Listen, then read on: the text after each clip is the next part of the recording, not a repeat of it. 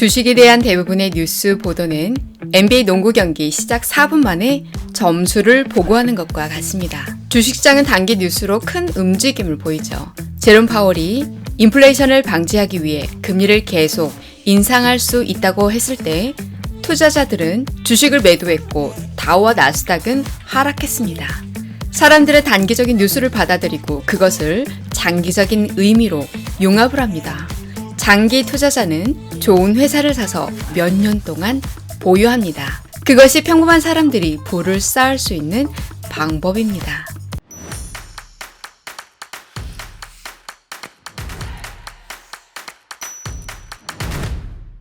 안녕하세요. 미국 주식 타마다입니다. GVC 글로벌 밸류체인 전쟁입니다. 미국은 중국산 전기차 배터리를 견제하기 위해서 도입한 인플레이션 감축법이 결국 재발등을 찍는 꼴이 될 수 있다고 보도가 되었습니다. 이번 법안을 구체적으로 살펴보면 전기차에 요구되는 북미산 배터리 원자재의 비중은 2024년에 50%부터 2027년에 80%까지 해마다 10%포인트씩 늘어납니다. 브루킹스 연구소에 따르면 중국은 전 세계에서 코발트가 73%, 니켈이 68%, 리튬이 59%, 구리가 40%로 핵심 배터리 광물을 가지고 있는 주요 정제 사업자입니다.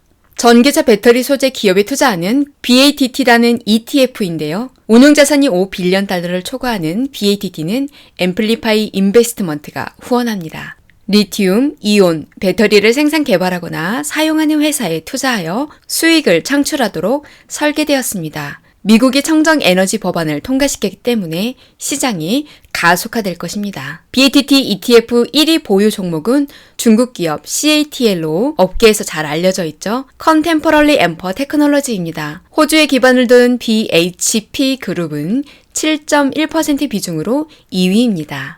3위는 테슬라 6.8%, 4위는 비아디 5.2%입니다. 이제 지구상에서 최고의 EV 생산업체가 되었죠. 테슬라를 추월할 뿐 아니라 10만 대가 조금 넘는 차량으로 미국 거대 기업을 제치고 EV의 왕관을 차지했습니다. 물론 순수 전기차 부분에서는 여전히 테슬라가 앞서고 있지만 비아디의 승용 EV 판매는 2분기에 18만 296대로 급증하여 격차를 크게 좁혔죠. 6위는 노스캐롤라이나에 본사를 둔 주요 리튬 생산업체인 엘버말입니다. 삼성 SDI는 1.8% 비중으로 9위입니다. 포트폴리오의 45%가 EV나 배터리 기술에 투자하고 있고 나머지는 원자재 공급에 할당되어 있습니다. BATT ETF의 YTD 성과는 마이너스 16.33%로 매우 좋지 않습니다. 하지만 포춘 비즈니스 인사이트에 따르면 세계 리튬 이온 배터리 시장은 2021년에 45빌리언 달러에서 2028년에 193빌리언 달러로 연평균 23.3%의 성장률을 보일 것이라고 예상을 하고 있습니다. 시장 줄게 기술다오. 그동안 중국이 해온 전략이죠. 그래서 중국 짝퉁차 낙인은 옛말이 되었습니다. 내연기관은 못 따라잡았지만 전기차는 다르다라는 입장과 중국산 아직 글로벌 무대에서는 검증이 안 됐다라는 두 가지 시선이 크게 엇갈립니다. 속내를 들여다보면 부족한 부분이 많다는 평가가 공존을 하고 있죠.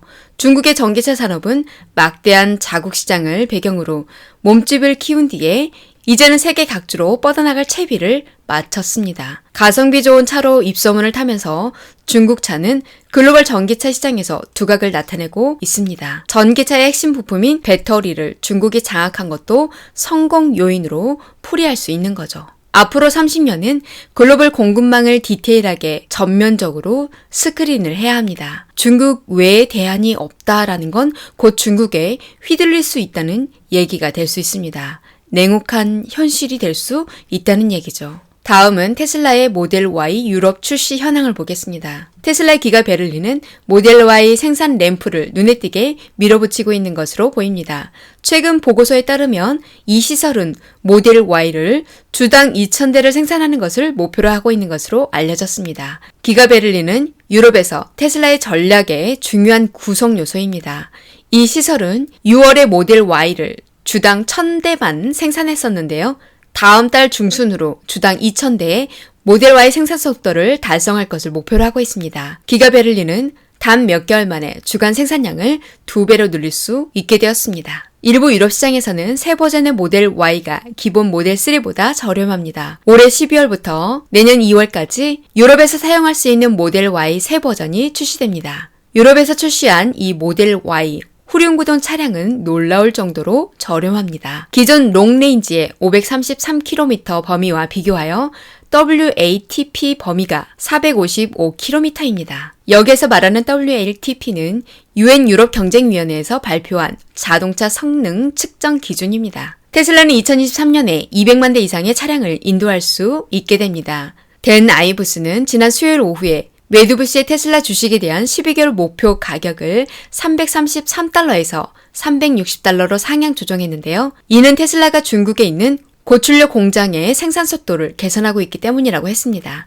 회사의 전반적인 모멘텀이 연말을 향하고 있다는 점을 인용한 것이죠. 테슬라가 보고한 캘리포니아 공장의 지속적인 개선과 텍사스와 베를린의 신규 공장에서의 생산 증가와 함께 2023년에 200만 대 납품이 가능해 보이기 시작한다고 했습니다. 테슬라의 공장은 이미 연간 190만 대 이상의 생산 속도를 위한 도구를 갖추고 있습니다. 그리고 경영진도 생산 능력 확장에 투자를 하고 있고 제조 능력에 대해 완전히 활용하려고 하고 있습니다.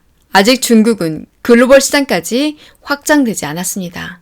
테슬라는 중국 시장을 잘 지켜나가고 유럽 시장 및 신흥국 시장으로 더욱 확장해 나가는 노력이 필요할 것 같습니다. 오늘 얘기는 여기까지입니다. 다음에 또 유익한 영상으로 찾아뵐게요. 감사합니다.